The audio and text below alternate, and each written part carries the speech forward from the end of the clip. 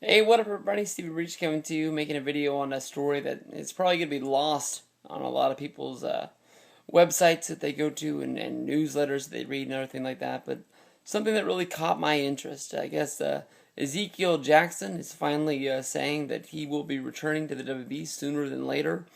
Ezekiel Jackson, I think a lot of people have really just given up on.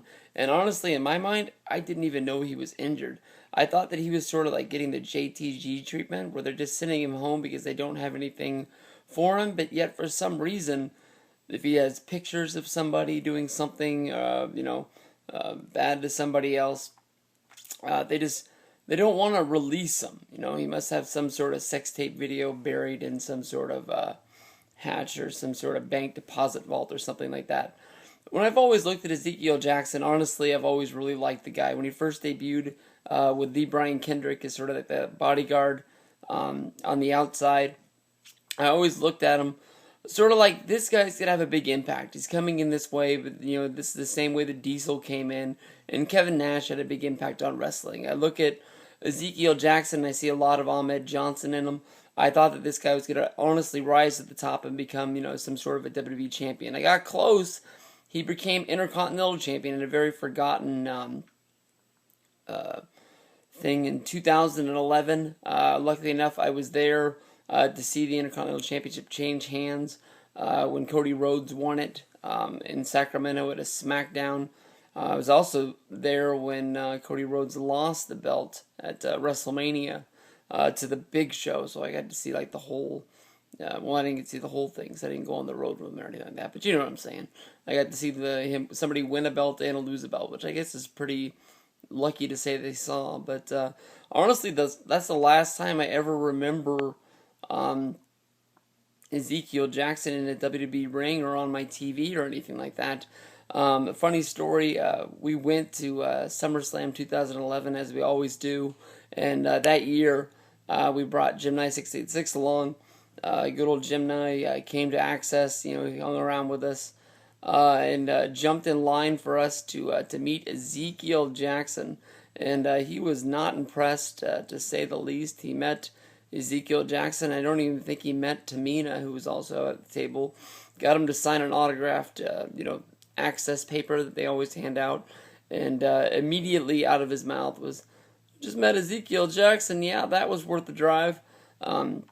It's always one of those stories that we always kick around that always sort of made the whole trip for us, and we're all glad that we all met up that day just so Jim could say that. But the story said that Ezekiel Jackson got injured in an Axxess match that they bring out guys and everybody all wrestles around. I've watched a lot of those matches, because most of the time, especially SummerSlam Axxess, where they have the ring is right where guys do signings, so there's really nothing else to do. I mean, you're talking with your friends and you're talking with other wrestling fans as you do it at all the Axxess sessions. But if a match is going on, even if it's two guys that you don't really care about, you're gonna watch it. Most of the time, the guys go, pretty soft. They just do a basic wrestling match. The best Axxess match I've ever seen was from, I think he was from that year, 2011. Was Justin Gabriel against Teddy Hart. If they ever released a Best of Axxess DVD, I'm sure that'll be one of the best matches they have on there. I would love to see more stuff from those guys, but I guess that always is a risk. If you're on a match, if you're having a match, it doesn't matter if it's on TV. It doesn't matter if it's on some house show or anything like that. I guess you can get injured in the middle of a street wrestling at a mall in LA at SummerSlam Axxess. And I guess at WrestleMania 29, when they were wrestling inside that convention center, I guess he hurt himself. And that was right after coming back after being out for a year before that. So he's had some bad breaks.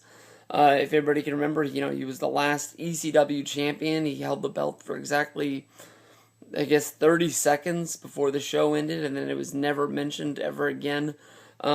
When Big Z comes back, I'm going to hope him and wish him, for the best things. I'm really hoping that he can, put this behind him, get the injuries out of the way, and just get forward in his career, because I've always been a fan of his, and I wish him well in the future. But when he does return, you'll see me marking out. I guess a lot of people more than likely, unless it's a real big thing that he comes in and does, is just not going to care. But I'm sure they just got to find the right thing for him, and he'll be right back in place. They're not going to give him a spot like he once had. As that the enforcer of the core, the guy who beat Wade Barrett for the Intercontinental Championship.